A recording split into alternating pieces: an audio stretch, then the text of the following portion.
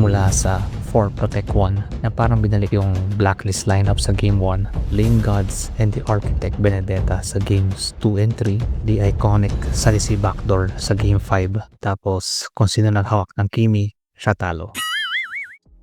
The back and forth matchup between Team Liquid Philippines and Onyx Philippines was an action-packed cinema na alam mo bawat kupunan pinigay yung A-game nila hanggang Game 7.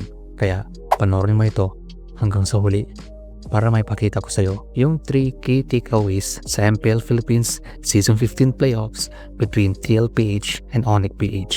Number 1, he who holds the Granger wins the game. Stat-wise for this matchup, yung naghahawak ng Granger yung medyo nananalo. Kung titignan mo sa mga matches nila, 6 times ginamit yung Granger. Of those 6 games, 4 na beses nanalo yung hero na ito. And yung common na pinagtatapat sa kanya is the Harit, in which 5 games nagharap yung dalawang ito, kung saan 2 beses lang nanalo yung Harit against sa Granger, and that is games 2 and 3 na ginamit ng Onyx. So with these numbers, even with the nerfs sa Granger, bakit ang potent niya in this game kaysa sa counterpart niya na Harit? Na kung usapang damage plus may shield pa, actually mas angat yung Harit sa Granger. Dito papasok yung how team fights are being executed sa game ng Onyx PH and TLPH throughout the games, especially dito sa crucial Game 7. Sa observation ko, hindi straightforward clash yung mga laban nila, in which kung usapang harapan and balagbagan lang, angat talaga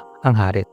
However, hindi siya harapan. It's more on pick-off. Tapos nahati minsan yung team fight na may umabot sa gold laner, may nakahabol ng low HP heroes, and yung mga ganitong mini clashes kung saan hindi siya all-in palag. Doon mas nag-stand out yung skillset ng Granger kasi yung burst niya anytime pwede niyang ikasa. Unlike sa Harit na burst talaga yung skills niya pero need niyang ilatag yung Zaman Force para maramdaman mo yung lakas niya. For example, in this scenario, pagkakuha ng turtle ng Onyx, nakasabunot si Sanford ng hero. In this signals, a team fight is about to happen kung saan sasagutin ito ng Onyx kasi they have the turtle buff, so in terms of advantage lamang sila. Pero dahil malayo pa yung other members ng Onyx, mas nauna yung TLPH sa initiation. So dito, nagkaroon na ng pure team fight, balagbagan ng bawat XP and rogue. Tapos the moment na kalahati yung buhay ng Louie, biglang pumasok yung Ling kung saan naswertehan andon si Oheb. Ito yung mga mini clashes na sinasabi ko na may team fight na nangyayari tapos may laban sa kabilang dako na naghahati ng team fight. So numbers wise, lamang sa members yung Onyx, and with the strength ng Harit, one might think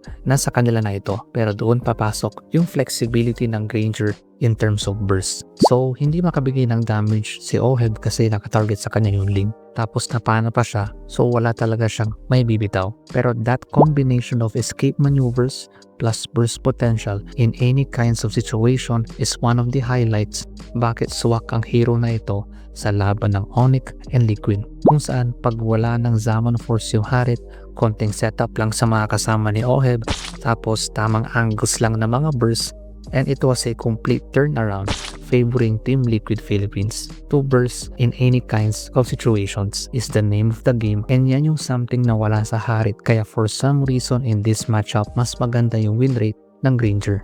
Number 2, combo is everything. If there's one thing that makes the pro scene engaging as it can be, is yung factor ng pag-combo ng mga skills ng bawat hero. Siguro, in your experience, mapapansin mo, may situations na hindi mo talaga mapapatay yung hero, but because of the combo mechanics, it becomes possible. In this moment, makikita mo na mapapana si Sanji, and it's the right call na umengage si Brusco. But because of the flicker, medyo nang-fail na. Kung tatanggalin natin yung combo and coordination, minsan makakatakas pa niyang gatot kahit nagbintis yung ultimate niya. But with the combo mechanics in place, duality ng Louie, CC ng glue, and stun ng chip, yung akala mo makakatakas, isang burst lang sa Granger. Isa pa, dito mo makikita gaano kaduga yung glue, especially kung nakatingin yung mga kampi niyang may burst. So, i-attempt ni Sanford na sapian yung Hilda, and after nung sapi, tapos nasa harap mo yung Granger, syempre kung glue ka, hatakin mo lang palapit and follow up ng other teammates for the kill. Diba? Very straightforward pero napaka-crucial yung compatibility ng combo para talagang sure win sa bawat clash. But most importantly, in every game, especially sa Game 7, is number 3, keep it simple.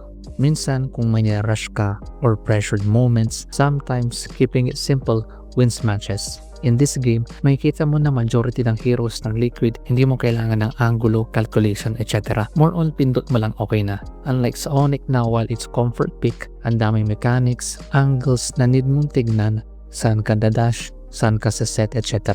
Like dito, you have the chip, meron kang teleport, nakita naman na walang tao, si Kelra lang andoon, edi pindot lang natin teleport tapos burst natin. Pindot lang, walang malakas sa lima. That's one. Ito pa. Isa ito sa pinaka-direct na pwede mong gawin, especially kung gusto mong makalamang sa Lord. Nakapwesto na yung Liquid and expect natin ko-contest yung Ling. Pero we keep it simple, huwag gawing 50-50 pagalingan mag-retry, may stun yung chip, nakasulubong na yung Ling, isang bangga, no retry.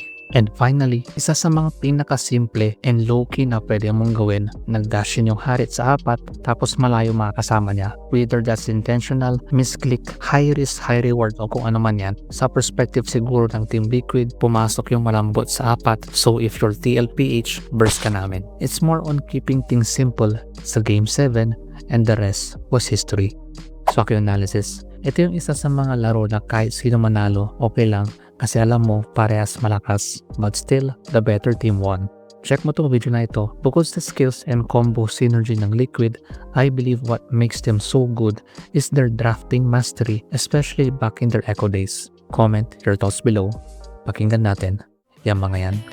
Thank you. Oma plays. Let's go.